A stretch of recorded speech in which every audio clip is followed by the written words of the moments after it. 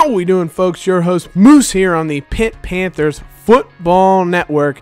We welcome you in following your Pitt Panthers dropping a matchup in Blacksburg to Virginia Tech 28-20.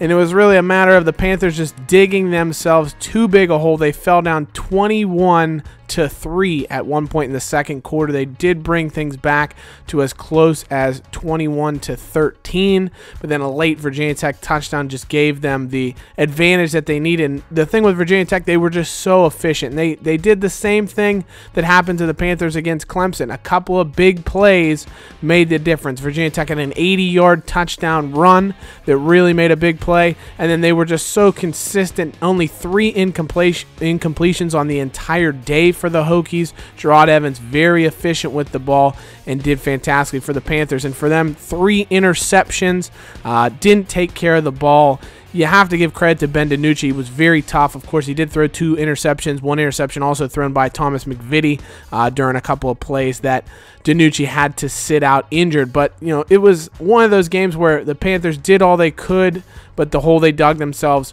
was just too much to come out of. The offense couldn't do enough for them. The defense did a good enough job to kind of limit things from Virginia Tech after those sluggish first 2 quarters.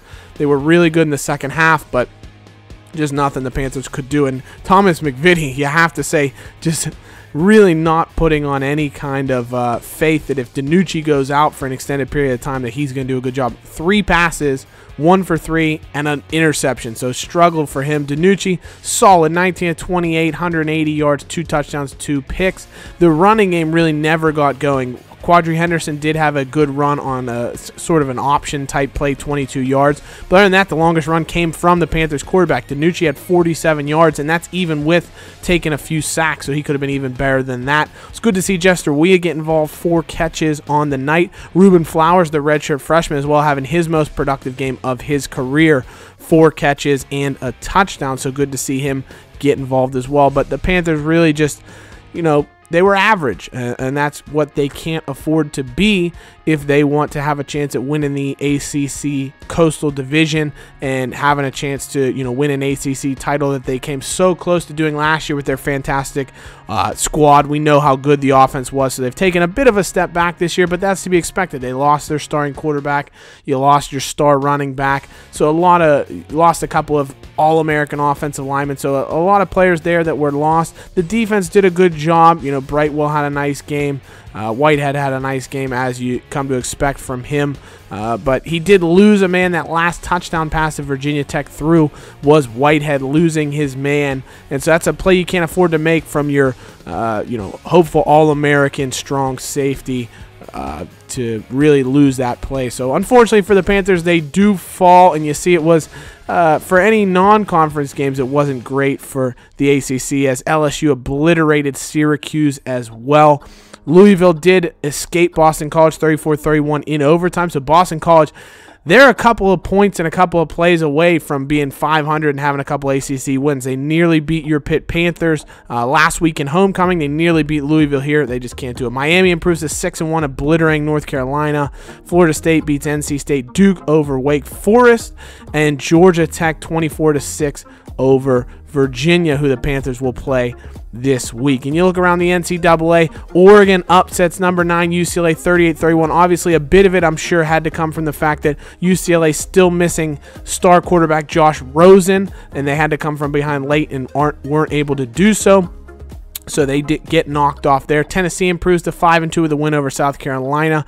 Texas A&M knocks off number 10 Auburn, knocks them from the ranks of the unbeatens with a 24-3 win in College Station. Wisconsin beats Michigan State. Penn State 31-0 over Maryland. Bama just keeps rolling along, 45-17 over Arkansas. Oklahoma State 31-27. 10 seconds left to play in the fourth quarter. Mason Rudolph finds James Washington on a 41-yard touchdown pass to steal victory from the jaws of defeat for the Cowboys. Unbelievable game for them.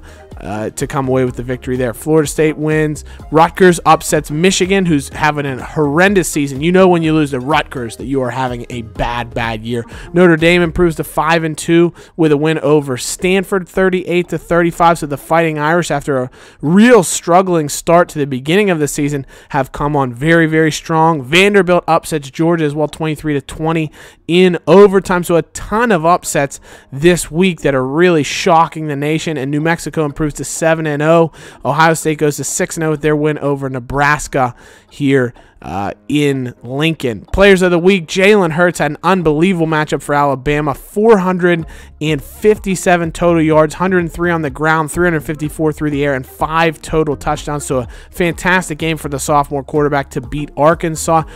And in the ACC, Brad Kaya, 347 passing on just 17 completions and 4 touchdowns, while Mook Reynolds in their victory over Pitt had a sack, an interception, and 9 tackles for the Hokies as they knock off your number 8 Pitt Panthers.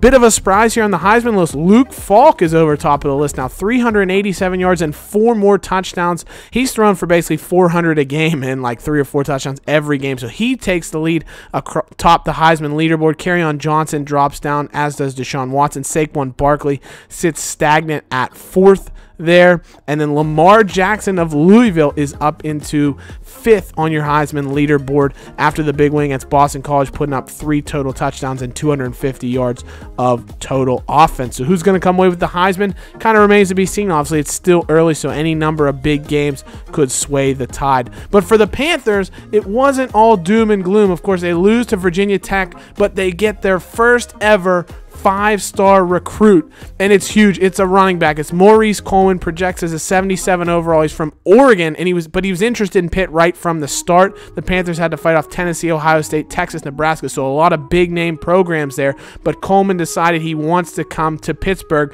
which is fantastic for the Panthers because ironically enough, they had a 5-star halfback that went down to the wire with them, Ken Huffman, and he actually chose to stay at home and go to Virginia, so the Panthers will be playing him this week. He's a freshman on the squad. He's only probably had about 4 carries all season, so not a ton of impact for him, but a guy that the Panthers missed out on. They get Coleman instead.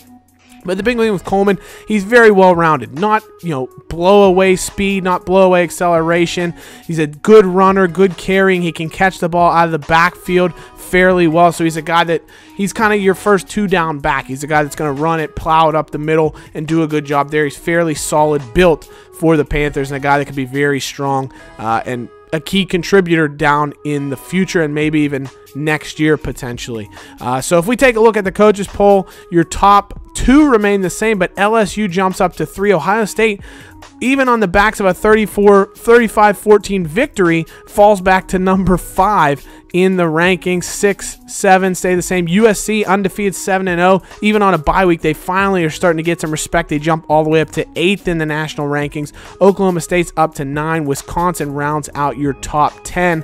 Obviously, your Panthers are going to see some drop-off from their number 8 position with their losses, which allows teams like Florida State, Washington, and such to jump up in the rankings. And you can see that your Panthers are going to drop all the way back. Texas Tech, another unbeaten, sitting there at number 13, 6-0. Your Panthers are dropped back to 15th in the rankings here coming into this week's matchup against Virginia. UCLA with their loss back to 17. TCU's back to 16, so that 15, 16, 17, 18 are all teams that lost last week. You see Auburn 6-1, very strong record, but they're all the way back to 18th. New Mexico and Arkansas, your mid-majors or group of 5s that may cause a wrinkle into the BCS picture this year, as they're both still unbeaten. And Virginia Tech, with their win over the Panthers, gets back into the rankings at number 22. The Hokies have looked very, very solid this year. The first BCS rankings are out as well, and that projects with Clemson and Alabama playing in the national title game, but with Bama and LSU still to play later this year, something could be said about that. Miami and Clemson look to be on a collision course for the ACC championship game potentially, so another matchup that could feature in there, though your Pitt Panthers could throw a wrinkle into things when they play Miami in their final game of the regular season. Big games this week, Louisville against Florida State. Florida State projected to win there. LSU heads to College Station to take on Texas A&M. Herb Street sees the Tigers' rushing attack being too much for Texas A&M, but A&M has the number 5 defense. LSU has the number 1 defense, so I think that's going to be a defensive showdown. TCU goes into Austin to take on Texas. Herb Street sees the Longhorns winning there. TCU, their rush game is going to be the key for them. They've been so dynamic there. It's another thing that we've seen. Auburn and Miami, big non-conference game late in the season here. The Hurricanes facing off with the Tigers, not something that you see a lot, in major college football here, with 2 big-name programs scheduling themselves late in the season. But hey-ho, that's going to be a big game to take an eye on. Bama goes to Knoxville to take on number 19 Tennessee. Expect Bama to come away with a victory there with how dominant they've been this season. And your Pitt Panthers, the number 15 ranked team in the nation, will head to Heinz Field to host the Virginia Cavaliers, returning home with, one might say an easy matchup. Of course, the Cavaliers put up a good fight last year, 52-38. The Panthers were able to withstand them in a real shootout in Charlottesville. The passing attack really took advantage of the Panthers' defense, which, for all they've struggled this year, they have definitely improved against the pass. So if Virginia's going to try and air it out, they're going to find that tough to do, though. They're 120th in the country in total offense. So really, the Panthers are hoping to take advantage of that. Virginia's only got 2 wins. They barely beat Western Michigan, and then they beat North Carolina State by a touchdown. Otherwise, they've been, for the most part, blown out of every single game this season, even against modest foes like Syracuse, Georgia Tech, and the like. So last year, the Panthers and Virginia combined for 1,100 yards of offense. The Panthers will definitely want to limit that this year and keep things, from being such a shootout, because they don't necessarily have the offense to be able to handle that this year. They really want to shut down Benkert. Basically, he had 366 yards passing last year. That's almost half of what he's got in 7 games this year. So he's really struggled. You can see 4 of 11, 34 yards in their last matchup. The Panthers will have to contain their running back Ham, though. They've struggled against the run this year, definitely a little bit worse than last year because of some drop-offs in the defensive line play, I think. But Ham's averaging 87 a game, and the Panthers will want to limit what he can do on the ground while also getting their rushing attack going. Quadri Olson only 39 yards, easily his lowest output of the season last year. So the Panthers will want to get that running game going because, who knows how far Ben DiNucci can lead them. He's probably going to be a little banged up, of course, from last week. He got knocked out 3 or 4 times with a pectoral strain, and so it's something that could linger and be an impact for him. So DiNucci is going to be a key player in this one to see if he can, replicate what Nathan Peterman did last year. But the Panthers project to come away more than likely with a victory here. The question is just by how much. They'll have that home crowd behind them, and we expect them to come away with a win. So as always, guys, thank you so much for watching. We'll see you soon for the Virginia game. Take care. Hail to Pitt. We'll see you. Bye-bye.